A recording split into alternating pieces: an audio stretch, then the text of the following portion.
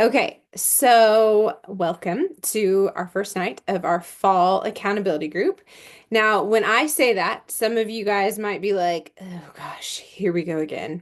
Or it might create excitement of, I have really missed having accountability. I really need this back in my life again. Or some of you might be feeling like, I am exhausted from the business, but I really miss my people, and that's why I'm showing up. Some of you might be feeling like, okay, I've faded away.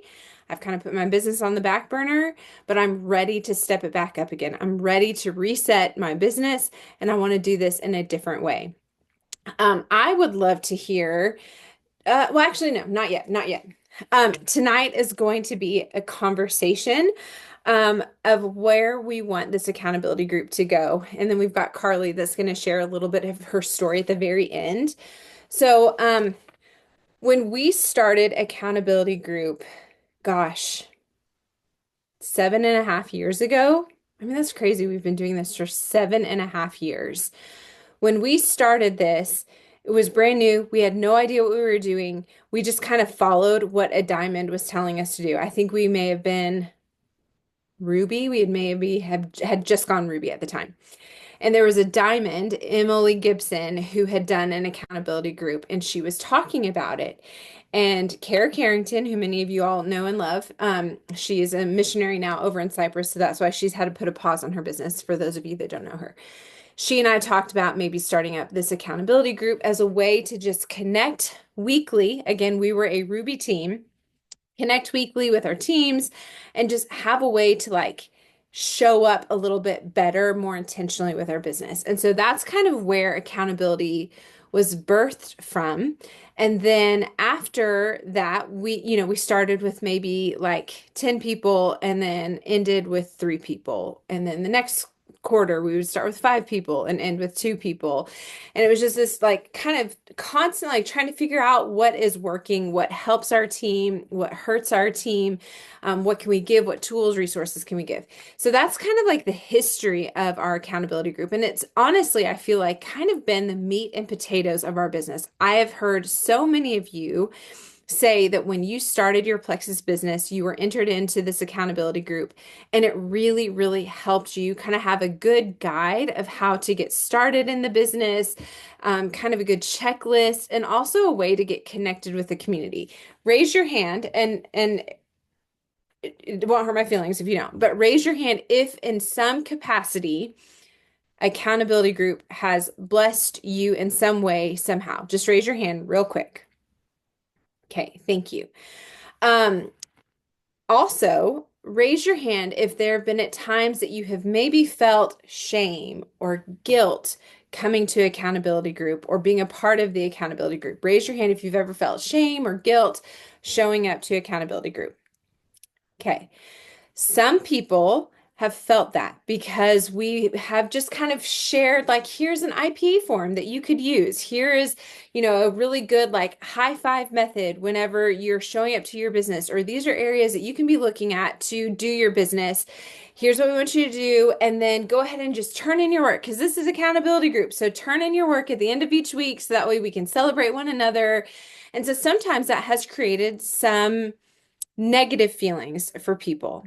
And the last thing I want is to, one, waste your time, two, waste my time, and three, provide something that's not helping us grow, that's not growing us as leaders, it's not growing our confidence, it's not growing our development as business owners. So that's the last thing that I want. But also, the last thing I want is for anyone in our team to feel alone or to feel like they don't have resources or to feel like they don't have connections or that they don't have um people pouring belief into them. That's the last thing I want. And so we've kind of just been brainstorming, how can we do this well? How can we provide a space?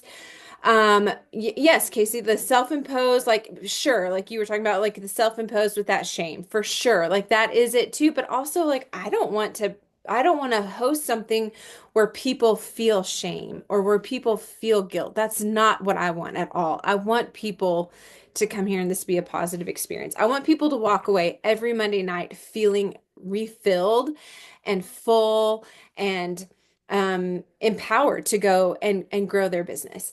So, what we're going to try out the next 8 weeks is more of a just like a kind of a casual gathering. Okay, sorry, my child is talking really loud and I'm having a hard time like listening to my brain.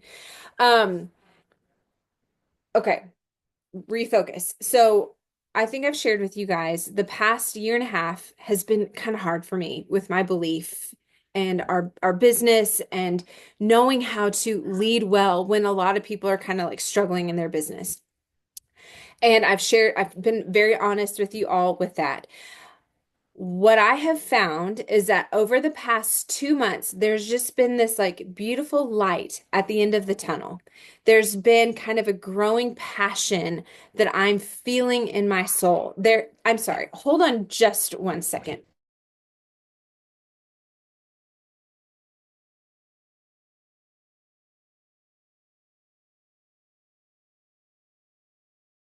So sorry. But there's been like this like genuine re rebirth of energy. And when I think through, okay, where did that come from? That came from retelling our stories, and that came from connecting with Lacey, Liz, and Hannah every Friday. That's all. Like, that's all. That's the only difference. I'm doing everything the same, but there's been a change in the way that I'm believing and I'm showing up to my business and talking with people because my belief is getting stronger and I feel connected with other people who are coming together and we're meeting every week. That's what I want with this accountability group. So, what we're going to do is have a little discussion right here, open discussion, and then we're going to kind of share with you what we're thinking this is going to look like. And I'd love your feedback. So, again, total open conversation here. I've heard a few people who have kind of faded away and are wanting to come back. Or some of you I've had conversations with that have said, I want to do my business differently. I want to show up differently because I can't keep operating this way. Or I have been sprinting and I'm getting really tired. Or, just like the efforts that they've been putting into their business is starting to wear them out and they want to show up a little bit differently so they can have a strong foundation, sustainable business. So open discussion here. If you have ever felt that way, or if you're feeling that way now, how do you feel like you can show up to do your business differently in a sustainable, life-giving way? I know that's like a big question, but like how are you wanting to start showing up a little bit differently to your business for it to be a strong, sustainable business that you love and you don't get burned out from? Open discussion. Go ahead and unmute for a few of you if you have thoughts.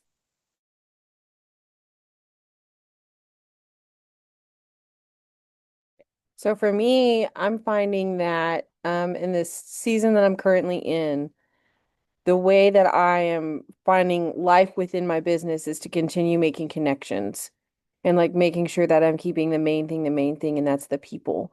And so whether that is somebody who no longer orders, make sure I'm just sending them life updates and life information too, like talking to them about life or reaching out to them. Maybe it's new conversations by I wanting to get back into stories. That's a beautiful one of building connections with people. And so for me, as I've some of you know, some of you don't, I started a new job. And so like transitioning through that and that taking the front seat for a little while, getting back in, building those relationships, that's what I miss. I miss this group. I miss relationships here, and being in contact with people here. And I miss building connections and just adding value to people and connecting with people in general. So for me, that's where I'm starting at, is getting back to connecting, because keeping people the main thing, like those relationships, and trying to add value there. That's for me. So great, Sergio. Who else? I think I personally do the best when I take the pressure off of myself. when I don't make it about the number of messages I send or the number of people I sign. And when I take the pressure off, it makes everything joyful. And I remember why I do this. I do this to help people. Yes, we do, like, it's a business, right? But I want people to feel better. And I feel like people can hear that in my voice. And it becomes a part of my daily routine and my daily rhythm. And it just like, I hear people's talk and they tell me their problems. And I'm like, well, have you heard about this? So, step one, take the pressure off. Step two, reintegrate it into my life. And it's like, it doesn't just have to be a social media business. It can just be something that is a part of your daily routine and talking about it to random people. I think out of the 8 people I signed last month, 1 or 2 were social medias. The rest were just in person. So that's really been super inspiring for me because I've been here 5 years. I love that, Lauren. I have been one probably because I'm like a workaholic. And you guys all know this is a business that there's no end point to our business, right? We could send messages forever, right? There's no like end stop of the day. Like we don't work 9 to 5 where we go home, right? And so I think for me, I've had to really like I don't know the best way to describe it. Compartmentalize my day maybe. And like, so instead of like feeling like, oh, I want to share this in my stories all day long, just pick like a couple things or a time of day when I'm going to sit down and work and like tell a story. And sometimes like I'll plan it ahead of time, but sometimes not really.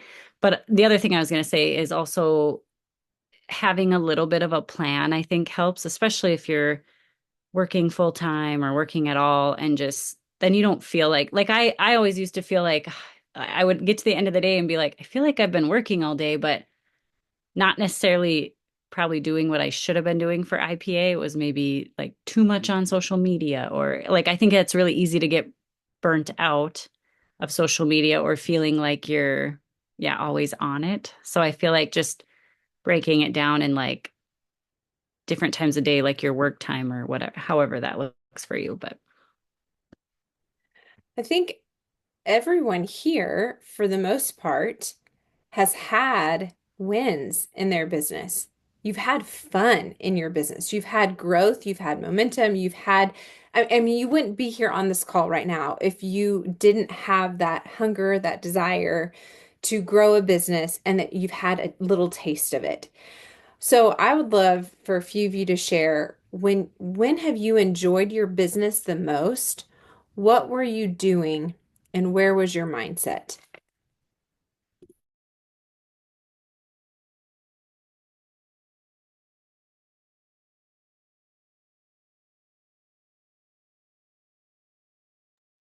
Okay, so I can think of like two different ways that or times that I've enjoyed my business the most.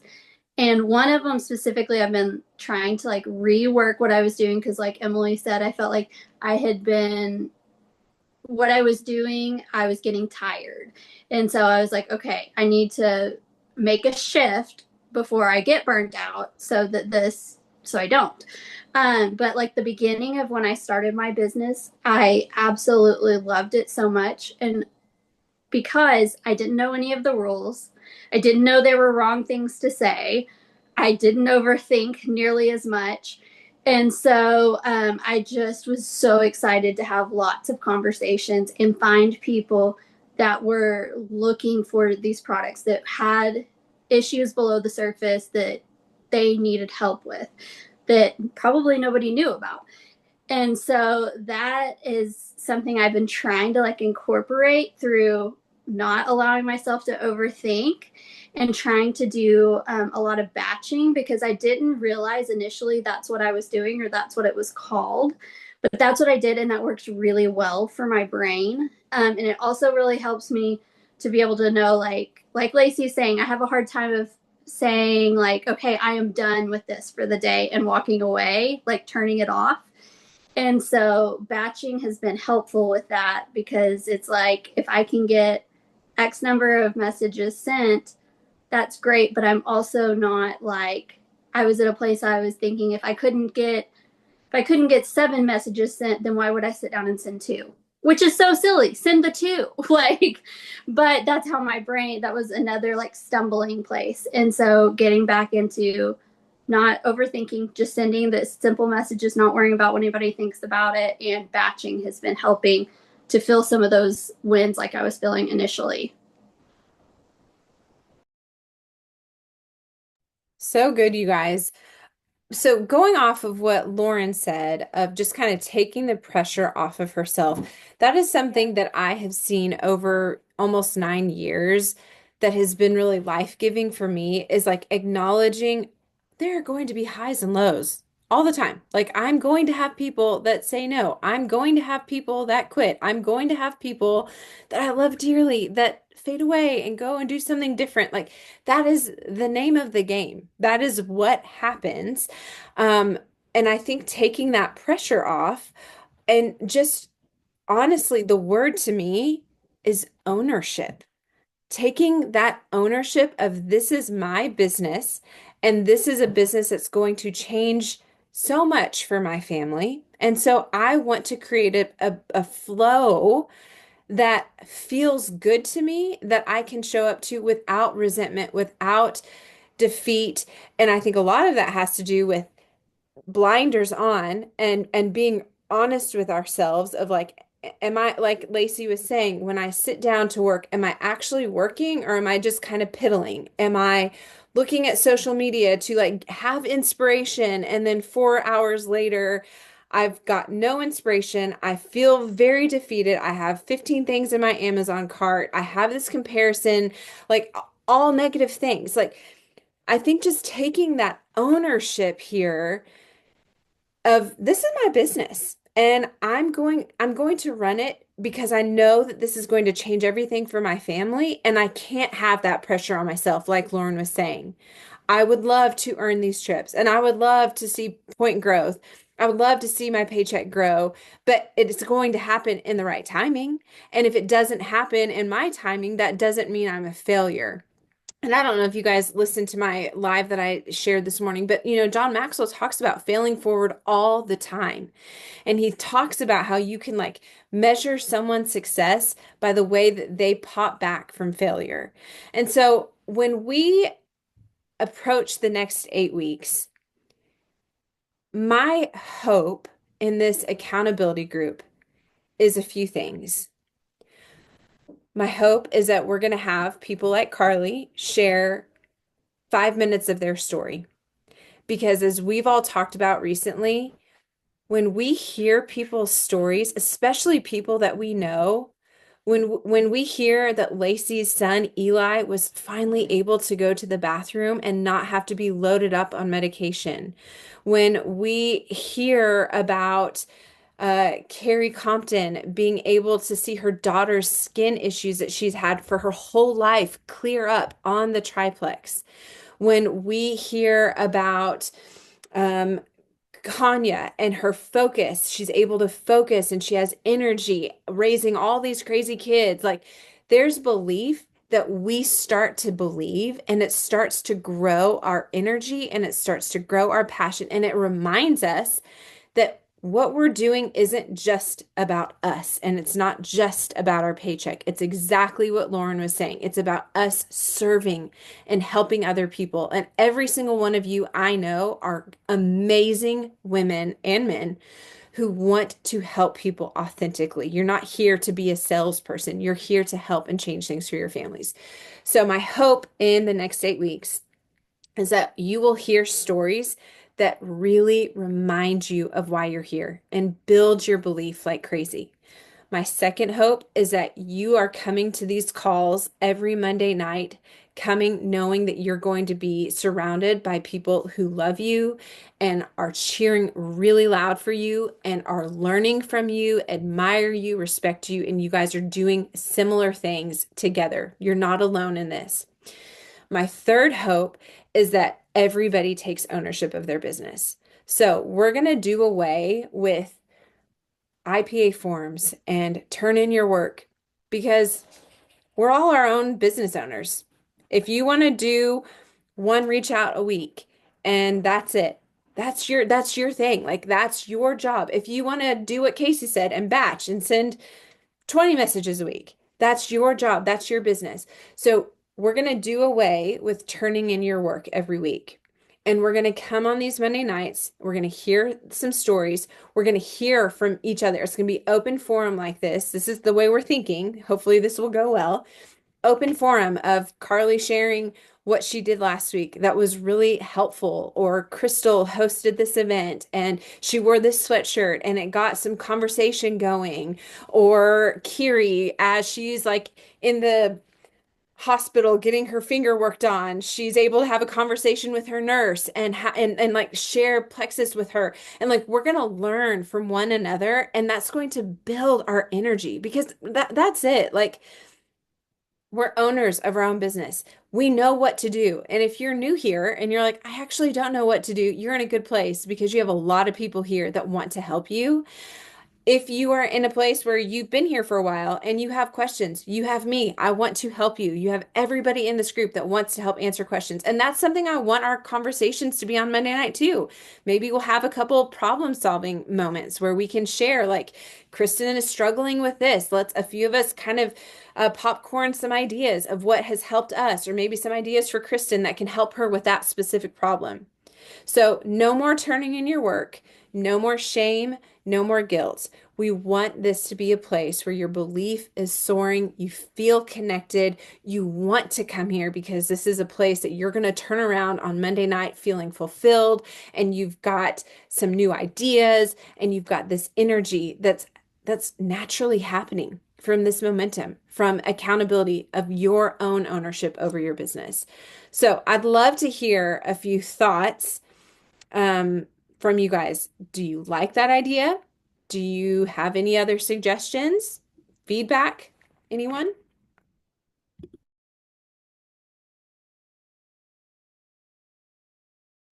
I personally love it. I felt like I was always scrambling last minute to figure out what I had done, because I track it in my own way that works for me.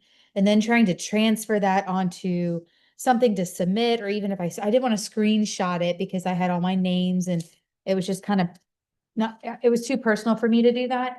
But it takes a lot of that pressure off. It's like, okay, I know I'm doing this. I'm accountable to myself, and, my team, I want to share with them, but in a different way. Like, hey, this is about what I'm doing, and you have got to pick what works for you. Another thing I just thought is, if I'm going to go submit my stuff and I'm like, man, it was a rough week. I messaged 5 people, and then I look over and I see Kristen, who's killing it and sending 50 messages. I'm like, oh man, it it makes it harder not to compare, because it's right there. And that may not be the most healthy, and that's something like I need to work through the comparison thing, but I think it makes it easier for me. It's good to hear. Anybody else?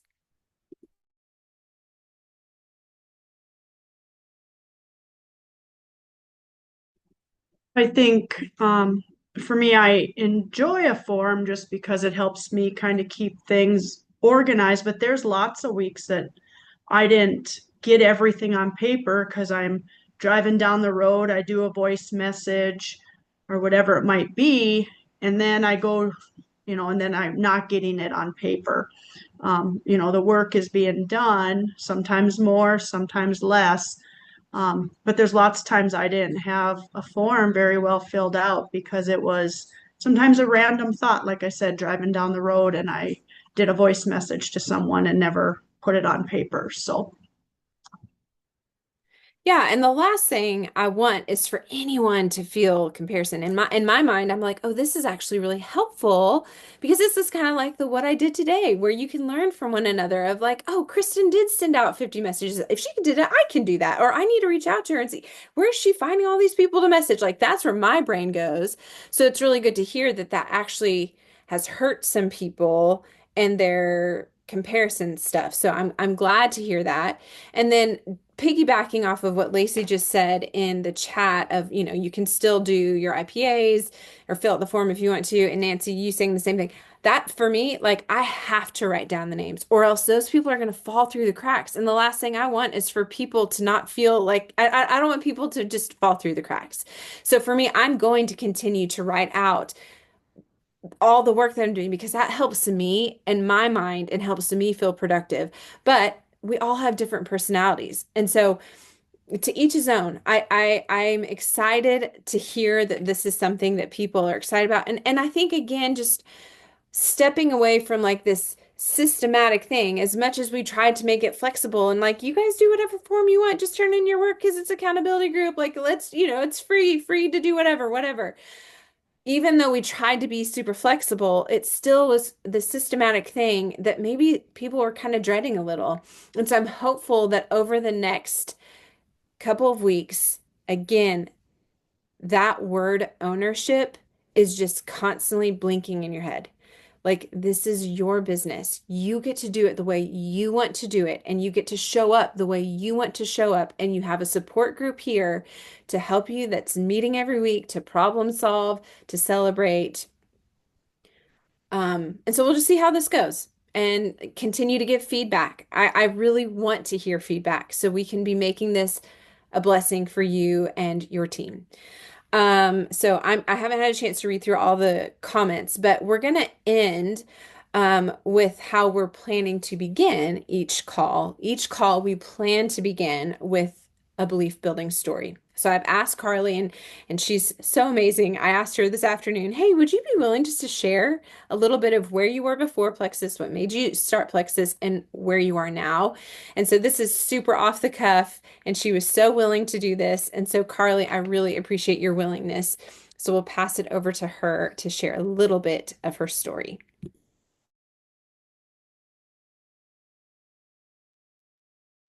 Sorry, my family is getting ready to head outside, so there was a lot of noise going on.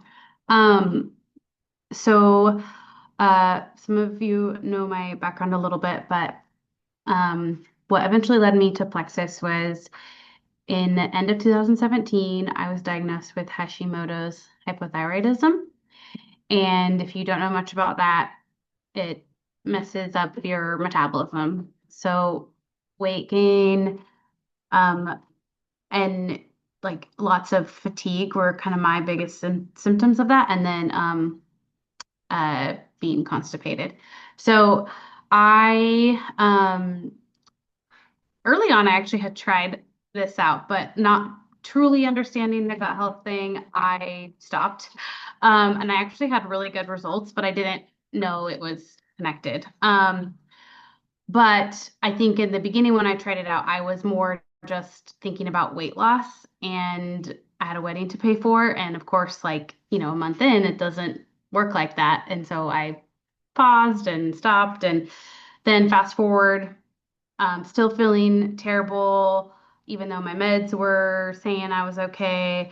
I had started to learn more about the gut health connection. I had been going to functional medicine, and still was connected to Hannah. She was still sharing her pink drink, and now she was pregnant with her fourth baby at the time. And I was like, okay, I don't want to be constipated in pregnancy. That was awful with Adeline. I will really want a better milk supply. So those are the two reasons why I restarted, was just like hoping for a better milk supply because I struggled there with Adeline, and then did not want to aggravate TMI, but I pushed for 3 hours with Adeline, and so I did not want a reoccurrence of a hemorrhoid situation to show up. So those were the two things. And I was, I think, around 23 weeks or so when I ordered. And I noticed that I didn't struggle in the bathroom, even like through the third trimester. If you've ever had a baby, like, that can be a thing if you are not doing things to take care of that. And I was so grateful that I wasn't taking any Miralax, because with my first pregnancy, I didn't take any, so I just suffered. But that was all that my OB at that time was like his solution. And I was like, well, I don't want to take Miralax every day. Like, that sounds terrible. So I noticed that that was going great. I had a really great pregnancy towards the end. I didn't have any swelling. I had an amazing like recovery. I loved that even when I was towards the end of my pregnancy, I had increased energy. I was had a a barely a 2-year old, and I just that was one thing that I was what led me down the rabbit hole initially was the fatigue that I would feel. And Ryan, my husband, would say, well, you just worked 2 or 3 12-hour shifts in a row. Of course you're tired. I'm like, no, I should not be this tired. I'm 34 years old. Like, this is not who I am. And there were many days where I just would like be in tears about it because I had before I got pregnant with my second, I would have exercise like intolerance. Like I just was like in college, my friends called me the Energizer Bunny because I could just do all the things. And so I just found myself not recognizing myself anymore. And so it was amazing that even in the newborn period with Alice, I didn't have to nap every day to survive. And I had a newborn and I was able to be so present. And I still like get a little teary about this because with Adeline, when she was a little bit more mobile, I remember being so tired and maybe she wasn't napping, but I would make a barrier in my living room and just knew that if I dozed off, she would be safe. And so like I missed some of her because I was so tired. Um, And so I'm so grateful that I don't, I have never had to do that. Um, Sorry guys. Um, and to me, like that is 100% worth it. Um, to just know that, I mean, I'm not gonna say I've never stayed up too late and I'm tired the next day, right? But I don't have that hit by a truck fatigue anymore.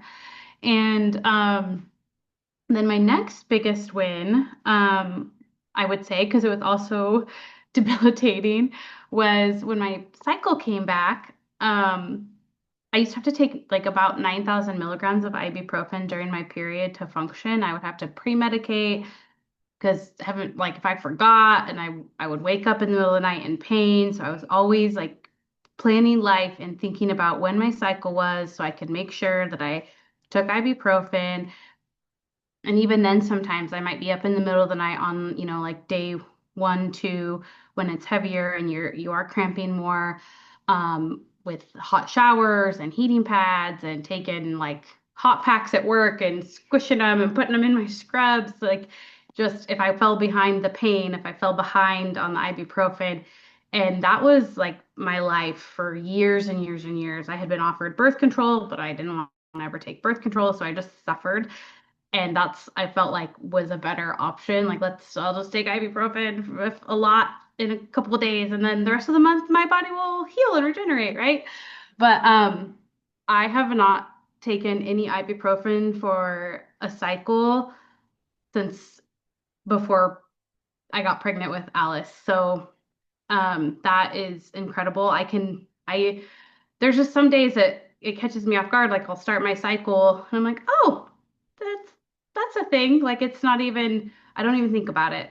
Um, and so that's been those two things, just being able to exercise again, have energy, show up for my family, show up for my kids, and also not be in severe pain every month are like where Plexus has taken me now. And um, I, I just I just love that we all have a different story of how it's helped us because our bodies are unique and we all have experienced the root healing that we need from kind of the same products. So that's just like really awesome to say like we have this triplex, and that's what I started with, and that it has the ability to help people in so many different ways because that's what root healing and gut health does for you. And I'm happy to help anyone if they have people who have Hashimoto's or struggle with that and can talk to them about my regimen. So if you know anyone, you can feel free to connect me in a three-way. I have a couple posts in Trust Your Gut that talk about some of my stories. So um, yeah, that's that's it. Such a beautiful, powerful story. So, an important question. Do you feel like you are a more present mother with both of your girls now? Yeah, I don't have to, take naps every day, and I haven't.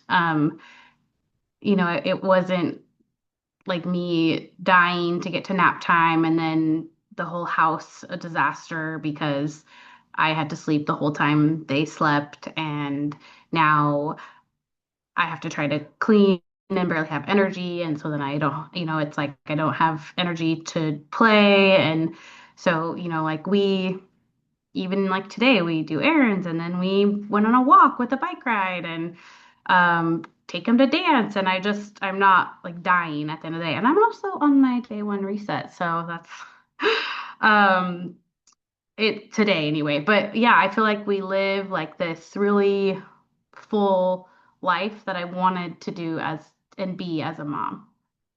That's so beautiful. And your liver is better intact now that you're not drinking all that ibuprofen. Holy jamole. Well, everybody, I hope that you took notes. Hashimoto's, extreme fatigue, milk supply, constipation with her pregnancy, and 9,000 milligrams of ibuprofen when she was on her cycle. So look at that. You have a beautiful story, and you have people that might come to your mind of, oh, I forgot. This girl has Hashimoto's. Maybe I can reach out to her and see if she'd like to hear Carly's story.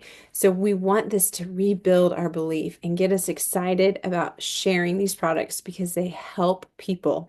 That's purposeful, creates passion, gives us confidence because it's taking the spotlight off of us and it's putting it on helping other people.